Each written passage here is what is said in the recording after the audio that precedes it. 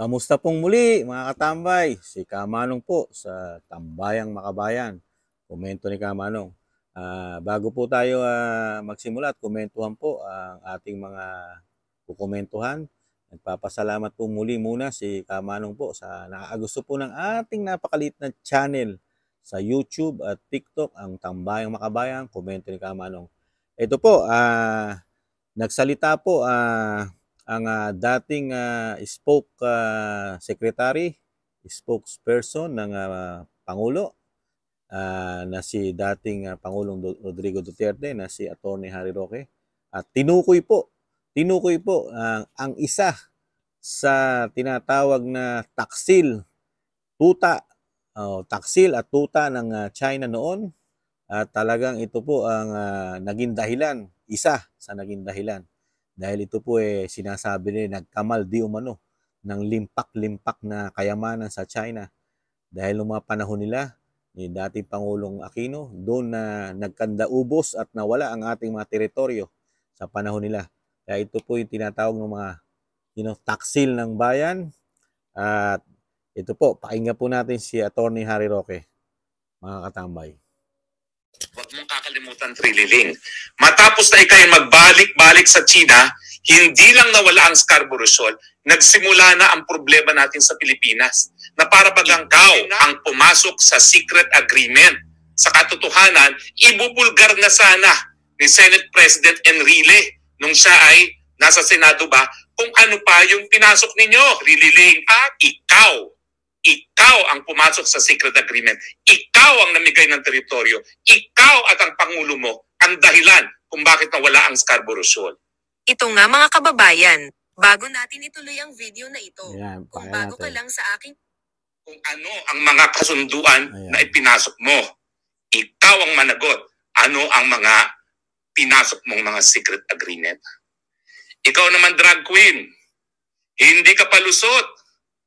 Kaya naman kayo nakalaya.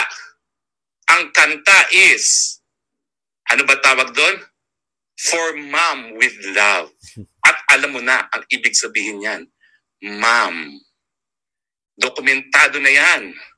Kaya tumahimik ka na, nakalaya ka na, mabuhay ka na ng matiwasay. At wag nang pakialaman ang wala ka namang kaalam-alam. Dahil pagdating dito sa usaping nito, COMELEC ang iyong specialization, hindi international law. Habang ikay naninira, akala mo makakalimutan ng tao na hanggang ngayon, akusado ka pa rin sa pangangalakal ng pinagbabawal. Ayan po, narinig po natin si Atty. Roque at sinama pa po yung isa pong nakalaya sa panahon po ng administrasyon natin ngayon na hindi pa tapos daw ang kaso at nakikisaw-saw din po, sabi ni Atty. Roque. Dahil hindi naman niya expertise ang international law. Dahil alam naman natin si Atty. Roque ay ang kanyang specialty ay international law. Siya lang po ang kaisa-isang international law na sa bansa natin na talagang sinasabing yung kanyang titulo, di ba? Si Atty. Harry Roque. Yun po, ipinahayag po, binalik tanaw po ni Atty. Harry Roque kung saan po nagsimula ang problema ng bansa na ngayon po sa panahon po ngayon na administrasyon ng Marcos, isinisisi po lahat sa mga Duterte ang nangyari po na parang sa Pangulong Duterte lahat nag-umpisa ang lahat ng problema ng ating mga teritoryo sa Pilipinas. Pati yung Scarborough, di ba? Saka yung mga iba pang teritoryo, di ba? Sinabi po mismo ni Atty. Roque na kaya lang naging problema lang ni Kamanong, hindi binunyag ni Manong Johnny, ni dating Senador Enrile, yung mga biyahe ni Trillanes for how many times sa China. At doon nag-umpisa lahat ang pagkaubos at pagkawala ng ating mga teritoryo sa sinasabing South China Sea at West Philippine Sea. Di ba? At merong secret agreement. Siya mismo ang tinutukoy ni Harry Roque na sila ang may secret agreement, di ba? Dahil hindi nila sinabi sa Pilipino kung ano yung mga biyahe na pinapunta siya ni Pangulong Ninoy Aquino, dating Pangulong Aquino. si Trillanes for how many times sa China na hindi sinabi ni Trillanes sa Pilipino, sa ating mga Pilipino kung ano ang naging pakay at kasunduan nila, di ba? Naging tikom ang bibig ng dating senador Trillanes na tinatawag nila rin di umano na aso. Aso raw ang tawag nila di umano diyan. At hindi rin naman natin na malaman kung ano ang layunin na tinatawag na aso daw yan. Di ba mga katambay? Kaya po, ito pong mga kritiko po na bulag at sinasabi nila may tapal lang mga bibig ng pera ng bayan, di umano. Gumagana po ang pera ng administrasyon ngayon para tapalan at mabulag sa katotohanan ngayon ang mga kritiko ng mga Duterte, pati sa social media, di ba? Na bulag sa katotohanan, na ang pinagmulan talaga ng problema ng Pilipinas lalo sa karagatan ay magmula po ang pinakamalaking problema dahil may problema na po yan panahon pa ni Ramos, ni Estrada, ni Gloria. Ang pinakamalaking problema panahon po ni Pinoy po. Diyan po pumutok at napakarami daw di umano nagkapera diyan dahil nagkabentahan po diyan. Pati po mga bundok natin nabebenta po para maging panambak po ng China sa kanilang mga isla na ginagawa rin po. Di ba? Sa mga bandang Zambales, di ba?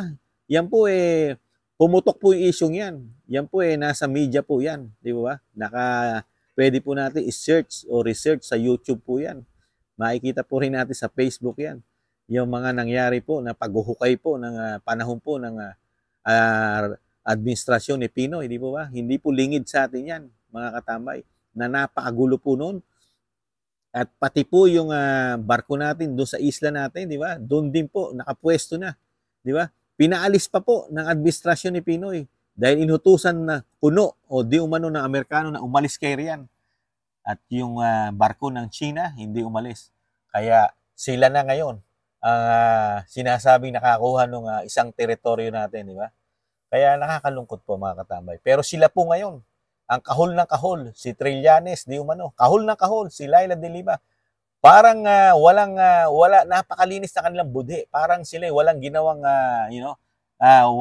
ginawang kasalanan sa ating bayan. Lalo si Trillanes, si dating Senador Trillanes, para siyang napakalinis na politiko na walang bahid na kasamaan o korupsyon na ginawa sa ating bayan, mga katambay. Nakakalungkot lang, no? Sila pa yung ngayon yaw-yaw na yaw-yaw. Pero sa kanila nagmula ang napakalaking problema ng karagatan natin sa panahon nila, di ba? Sa panahon nila. Samantalang sa panahon ni Pangulong Duterte, naiayos niya, wala isang teritoryo na nakuha sa panahon ni Pangulong Duterte. Naging kalmado lahat. Naging kalmado, hindi naging agresibo ang China sa panahon ni Pangulong Duterte. Walang nakuha. Samantalang sa panahon po ni Pinoy, napakaraming nakuha. Napakaraming nakuha po. At ang pinakamagaling na senador noon, ayan, yung nagyayaw-yaw ngayon, siya. Si dating senador Trillanes na tinatawag nilang asong kahol na kahol. Mga katambay, sila po.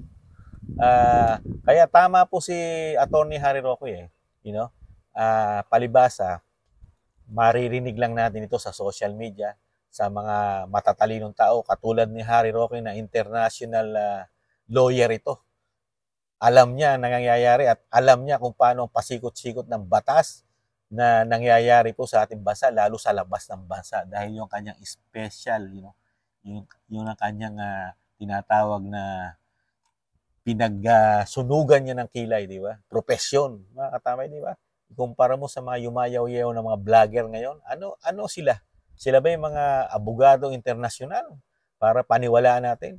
At sila ba inuungkat ba nila yung totoong nangyari sa ating bansa?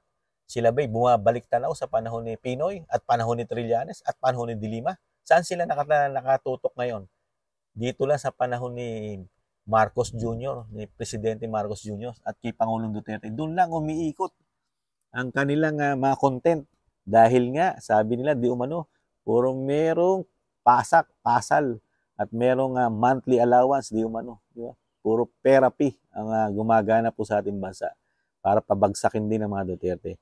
Pero katotohanan po, ang nagsasaysay po at mismo mga ebidensya po ang lumalabas po ng katotohanan na yung mga anomalya sa kanila nagmula at sila ang nagbigay ng malaking problema sa ating bansa. Lalo ito na, natukoy na, di ba?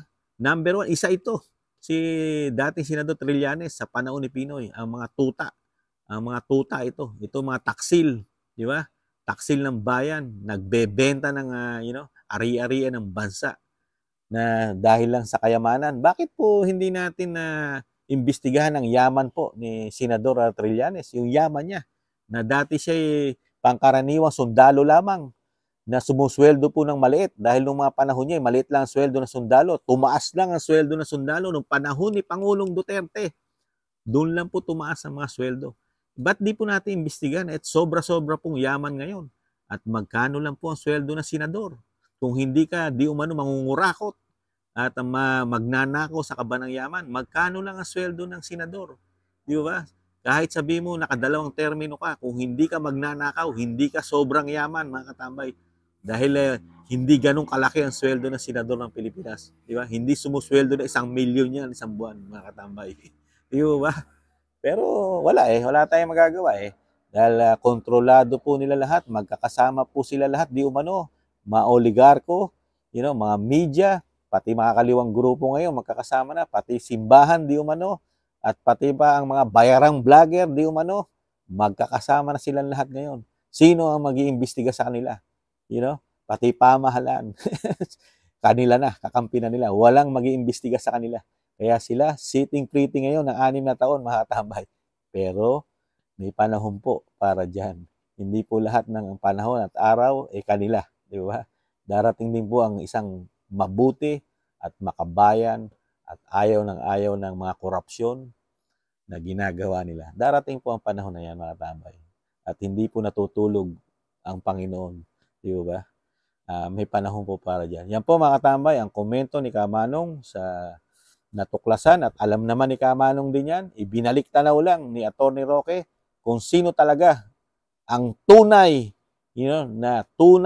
na tuta at tinatawag na yung magnanakaw, nagbenta, na nagkamal ng mga limpak-limpak na kayamanan galing ng China, tinukoy ni Atty. Harry Roque. Muli po, si Kamanong po, nag-iiwan po siyempre na palaging sinasabi ni Kamanong, mahalin natin bansa. Pero sa problema ng China at Pilipinas na giyera ang solusyon nila ngayon ng pamahalaan, never, no. Hindi natin kailangan makipaggiyera. Pakikipag-usap lang katulad ng ginawa ni Pangulong Duterte. Yon ang mapayapa at maganda sa ating bansa. Di ba?